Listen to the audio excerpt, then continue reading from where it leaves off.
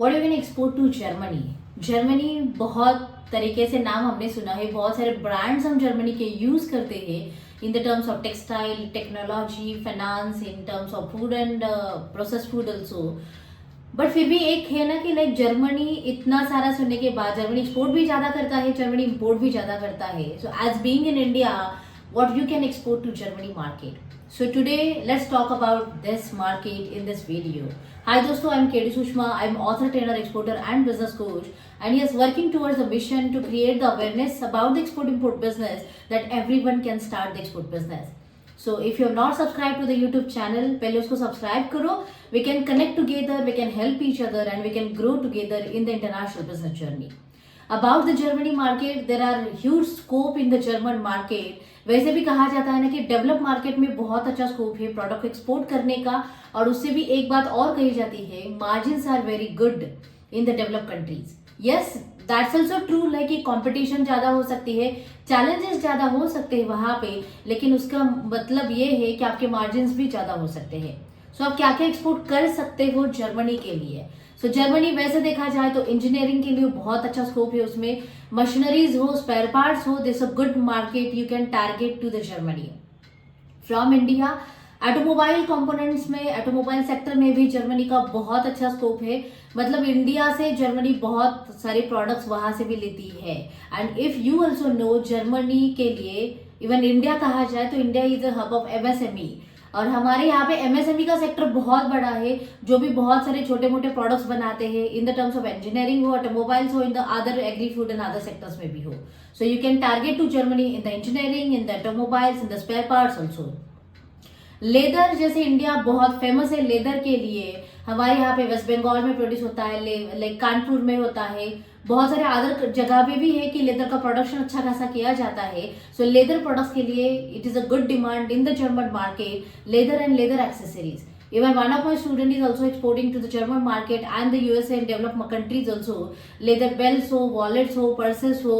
So it is about the demand and supply. Like customization भी किया जाता है, requirement के हिसाब से भी एक्सपोर्ट किया जाता है. टेक्सटाइल में यू कैन सी लाइक में गारमेंट्स का भी बहुत अच्छा स्कोप जर्मन मार्केट में है. उससे भी मैं कहूँ, अगर आप इनोवेटिव थोड़ा बनोगे, क्रिएटिव थोड़ा रहोगे, so that market is looking for that. They are more prone to the eco-friendly, more prone to the sustainability. So if you can like have the product in the segment कि जो sustainable के towards जा रहे हैं या eco-friendly है, so then German market is more welcoming in that product. In the textile, I have seen one example कि like natural color से बने गए colors अगर आप कपड़े पे use करोगे, that market is more demanded. That products are more demanded in the German market. और एक जगह पे मैंने विजिट भी किया था जहां पे उस बंदे ने शर्ट का कपड़ा बनाया था, और वो कपड़ा उसने एक्सपोर्ट किया था जर्मनी को, जहां पे नेचुरल कलर्स जो प्लांट्स के, फ्लावर्स के होते हैं, वो ज्यादा यूज किए गए थे. So this is also one of that कि लाइक अगर आपको पैसा ही कमाना है तो नॉट नेसेसरी कि आपको बहुत बड़ा पैसा चाहिए तभी जाके आप उसको एक्सपोर्ट कर सकते हो. But yes, with the smallest amount of investment also what you can start and what you can export and what will be the target market, that also depend. So इसके ऊपर भी आपको काम किया जा सकता है. रही बात स्पाइसेस की, तो spices is the good market of Germany. Turmeric का ज्यादा एक्सपोर्ट किया जाता है, चिली पाउडर का भी एक्सपोर्ट होता है, इवन द अदर स्पाइस में भी Germany is a good market. So you can try to that. But हो सकता है कि लाइक आपको स्पाइसेस में जाने के लिए थोड़ा सा इन्वेस्टमेंट ज्यादा लगेगा, because it is traded in the bulk quantity. So bulk के लिए आपको इन्वेस्टमेंट कंटेनर की ही करनी पड़ेगी, and then only you can go ahead. But yes, the margins are good in the German market for that.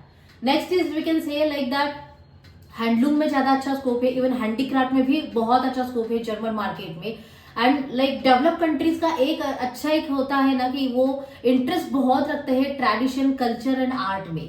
And India is having that culture, traditional मतलब आर्टिजम्स बहुत है हमारे यहाँ पे, आर्ट क्राफ्ट्समैन बहुत सारे हैं. तो हमारे यहाँ पे हमारी कंट्री ही मतलब टूवर्ड्स है कल्चर के ऊपर, ट्रेडिशन के ऊपर. सो इसीलिए इंडिया से बहुत ज्यादा हैंडीक्राफ्ट भी एक्सपोर्ट किए जाते हैं. उसमें वुडन के भी होंगे, बाकी अदर कमोडिटीज के भी, मतलब बाकी अदर मटेरियल्स के भी होंगे, बाम्बू के ज्यादा बनाए जाते हैं, वो भी ज्यादा एक्सपोर्ट किए जाते हैं. इवन जूट में भी बहुत अच्छा स्कोप है. जूट हैंडबैग्स हो, जूट के बैग्स हो, इवन कॉर्पोरेट गिफ्टिंग के लिए हो या ब्रांडिंग प्रमोशन के लिए यूज किए हो. Recently I have seen one of the like initiative in the jute के लिए, जो नर्सरी गार्डनिंग में यूज किया जाता है। सो जैसे हम गमला यूज करते हैं पौधा लगाने के लिए, इंस्टेड ऑफ दैट जूट के ही मतलब बैग ऐसे बनाए हैं कि you can like plant the जो भी है सीड्स आप प्लांट कर सकते हो और पौधा भी लगा सकते हो। So these are the new uniqueness like happen in the market, and that is mostly demanded in the developed market. So you can try such innovations and the creative parts also. So in short, what you understand, there is a scope for every sector in the German market, having the good demand also. Some products require the less investment, some products require the higher investment also. But yes, depend on your scope and the capacity, you can target to the market. आप छोटे से भी चालू कर सकते हो, बड़े से भी चालू कर सकते हो, but there are some challenges as per the market. Her country के अपने प्लस एंड माइनस होते हैं, जैसे इंडिया के हैं, जैसे जर्मन के भी है। प्लस एंड माइनस में देखा जाए तो yes, Germany is a good market having the good margins, and yes definitely they have the reliable buyers also, genuine buyers also आपको मिलेंगे। चैलेंजेस क्या है फिर? अगर बायर्स जेन्युइन है, रिलायबल है, आपको एडवांस भी दे सकते हैं एंड यस मार्जिन्स भी अच्छे दे सकते हैं, सो उनके भी कुछ क्राइटेरियाज है जो आपको फॉलो करने पड़ेंगे। And what are that criterias? Germany के लोगों से जितने मैंने बातचीत की, because I have some connections in Germany also, so उनका एक है ना कि बहुत टाइम पंक्चुअलिटी के लोग हैं, वो पंक्चुअलिटी बहुत ही फॉलो करते हैं, जो शायद हम इंडिया में हम हंसी मजाक में कहते हैं ना कि IST फॉलो कर रहे हो आप। सो इंडियंस को इतना पता है हमें कि बहुत सारे लोग होंगे भी, exceptions are always there, but हम टाइम पंक्चुअलिटी के इतने मतलब ऐसे लोग नहीं है। So you need to be like punctual while dealing with the German. The next is delivery concept, उनको टाइमली डिलीवरी ही लगती है। अगर आप कमिट कर रहे हो कि आप 10 दिन में मतलब एक्सपोर्ट करोगे या 10 दिन का लीड टाइम आपको चाहिए, you need to sure that कि आप 10 दिन में एक्सपोर्ट करोगे और जैसे एज पर कमिटेड है वहां पे मटेरियल पहुंचा गया होगा। अगर आप श्योर नहीं हो तो पहले बफर ऐड करके ही उनको मतलब दे देना लीड टाइम की कमिटमेंट, और उसके हिसाब से कमिटमेंट फॉलो करो। But they are very much punctual and in the commitment also, in the lead time also. बहुत बार ऐसे देखे हैं कि बहुत अच्छा ट्रेड चल रहा था लेकिन आपने कमिटमेंट फेल की, इसी वजह से आगे मतलब ट्रेड कंटिन्यू नहीं हो पाया। सो दो एवरीथिंग इज गुड, बट हो सकता है कि इसमें भी आपके ट्रेड के डील फेल हो सकते हैं। क्वालिटी अटमोस्ट इंपॉर्टेंट है, they are very much conscious about the quality.